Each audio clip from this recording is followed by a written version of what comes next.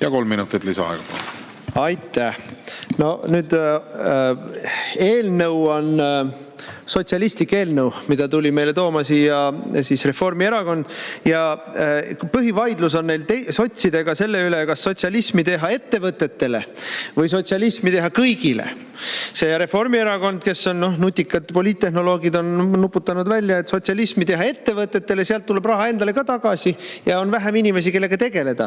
Sotsid mõtlevad teistmoodi, et võtaks kõigepealt inimeste taskust käibemaksu tõusuga ja tulumaksu tõusuga ja aktsiisimaksu tõusuga ja automaksuga raha ära ja siis läheks selle rahaga inimestele külla, et näeme, maksame teile toetusi liiga kalli elektri eest. Et sotsialism on ta kõik ikka ühtemoodi. Milles on kogu asja põhiva?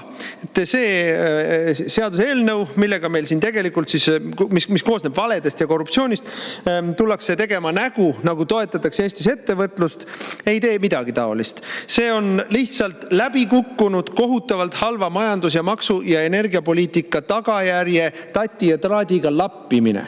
Ja skeemi siis seletame inimestele uuesti lahti. Skeem on väga niimoodi, et kõigepealt võetakse maksumaksja taskust raha, nagu juba räägitud, kõik maksud tõusevad meil kogu aeg, kõik läheb kallimaks, inflatsioon on pöörane, siis antakse see raha reformierakondlaste poolt välja valitud spetsiifilistele ettevõtetele ja öeldakse, näeme, toetame tootjaid. Me ei toeta energiafirmasid, me toetame tootjaid, aga me toetame ainult neid tootjaid, kes viivad raha nendele rohefirmadele, kes on meie sõbrad.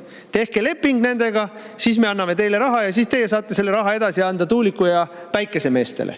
Ehk siis Reformierakond loob meile maksumaksjate rahaga skeemi, millega püsti hoida tuuliku ja päikese äri, mis, nagu me kõik Eestis teame, on kahjumlik. Hoolimata lõpututest subsiidiumitest, riigitoetustest ja skeemidest. Ja üle tuleb korrata väga lihtne asi, kui siin ennem Sutt rääkis sellest, kuidas, et me tahame ju motiveerida, et rohkem energiat tuleks turule, pakkumist peab rohkem olema, rohkem ehitataks tuulikuid, rohkem ehitataks päikest. Matemaatiline korrelatsioon on vääramatu. Mida rohkem on ühes riigis päikese ja tuule tootmist, seda kallim on selles riigis elekter. Ehk oma subsiidiumiga läbi ettevõtete, kelle nad on välja valinud ja kellele nad on öelnud, et see subsiidium tuleb edasi anda rohepetturitele, ajavad nad elektri hinda veel kallimaks, võttes selle jaoks meie kõigi taskust raha. Ei ole nõus. Me tegime tagasilükkamise ettepaneku. Aitäh!